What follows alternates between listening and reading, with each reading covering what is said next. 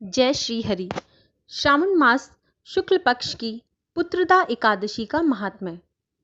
युधिष्ठिर ने पूछा, मधुसूदन, श्रावण के शुक्ल पक्ष में किस नाम की एकादशी होती है? कृपया मेरे सामने उसका वर्णन कीजिए। भगवान श्री कृष्ण बोले, राजन, प्राचीन काल की बात है। द्वापर युग के प्रारंभ का समय था। माहिष्मतीपुर में राजा महिजीत अपने राज्य का पालन करते थे, किंतु उन्हें कोई पुत्र नहीं था, इसलिए वह राज्य उन्हें सुखदायक नहीं प्रतीत होता था। अपनी अवस्था अधिक देख राजा को बड़ी चिंता हुई। उन्होंने प्रजा वर्ग में बैठकर इस प्रकार कहा, प्रजाजनों, इस जन्म में मुझसे कोई पातक नहीं हुआ। मैंने अपने खजाने में अन्याय से कमाया हुआ धन नहीं जमा किया है। ब्राह्मणों और देवताओं का धन भी मैंने कभी नहीं लिया है। प्रजा का पुत्रवत पालन किया, धर्म से पृथ्वी पर अधिकार जमाया तथा दुष्टों को वे बंधु और पुत्रों के समान ही क्यों ना रहे हों दंड दिया है। शिष्ट पुरुषों का सदा सम्मान किया और किसी को द्वेष का पात्र नहीं समझा। फिर क्या कारण है जो मेरे घर में आज तक पुत्र उत्पन्न नहीं हुआ? आप लोग इसका विचार करें। राजा के ये वचन सुनकर प्रजा और पुरोहितों के साथ ब्राह्मणों ने उनके हित का विचार करके गहन वन में प्रवेश किया। राजा का कल्याण चाहने वाले वे सभी लोग इधर उधर घूमकर ऋषि सेवित आश्रमों की तलाश करने लगे। इतने ही में उन्हें मुनि श्रेष्ठ लोमश का दर्शन हुआ। लोमश जी धर्म के तत्वज्ञ, संपूर्ण शास्त्रों के विशिष्ट विद्वान, दीर्घायु और महात्मा हैं। उनका शरीर लोम से भरा हुआ है।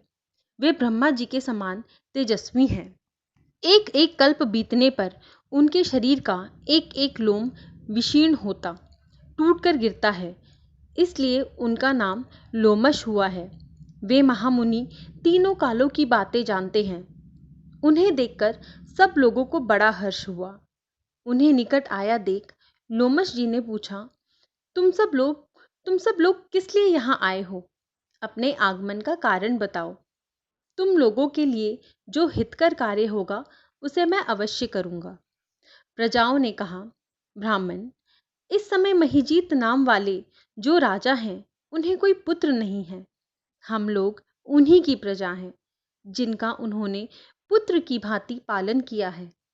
उन्हें पुत्रहीन देख उनके दुख से दुखित हो हम तपस्या करने का दृढ़ निश्चय करके यहाँ आए हैं। द्विजोत्तम, राजा के भाग्य से इस समय हमें आपका दर्शन मिल गया है। महापुरुषों के दर्शन से ही मनुष्यों के सब कार्य सिद्ध हो जाते हैं। मुने, अब हमें उस उपाय का उपदेश कीजिए जिससे राजा को पुत्र की प्राप्ति हो। उनकी बात सुनकर महर्षि लोमश 2 घड़ी तक ध्यान मग्न हो गए। तत्पश्चात राजा के प्राचीन जन्म का वृतांत जानकर उन्होंने कहा, प्रजावृंद सुनो, राजा महिजीत पूर्व जन्म में मनुष्यों को चूसने वाला धनहीन वैश्य था। वह वैश्य गांव-गांव घूमकर व्यापार किया करता था। एक दिन जेठ के शुक्ल पक्ष में 10वीं तिथि को जब दोपहर का सूर्य तप रहा था, वह गांव की सीमा में एक जलाशय पर पहुंचा। पानी से भरी हुई बावली देखकर वैश्य ने वहां जल पीने का विचार किया। इतने ही में वहां बछड़े के साथ एक गौ भी आ पहुंची। वह प्यास से व्याकुल और ताप से पीड़ित थी, अतः बावली में जाकर जल पीने लगी। वैश्य ने पानी पीती हुई गाय को हाँक कर दूर हटा दिया और स्वयं पानी पिया। उसी पाप कर्म के कारण राजा इस समय पुत्रहीन हुए हैं। किसी जन्म के पुण्य से इन्हें अकंटक राज्य की प्राप्ति हुई है।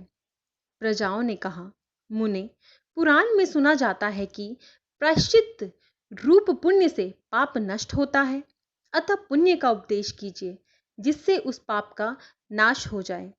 लोमश जी बोले, प्रजाजनों, श्रावण मास के शुक्ल पक्ष में जो एकादशी होती है वह पुत्रदा के नाम से विख्यात है। वह मनोवांछित फल प्रदान करने वाली है। तुम लोग उसी का व्रत करो। यह सुनकर प्रजाओं ने मुनि को नमस्कार किया और नगर में आकर विधि पूर्वक पुत्रदा एकादशी के व्रत का अनुष्ठान किया।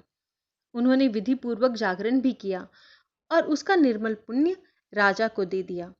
तत्पश्चात रानी ने गर्भ धारण किया और प्रसव का समय आने पर बलवान पुत्र को जन्म दिया।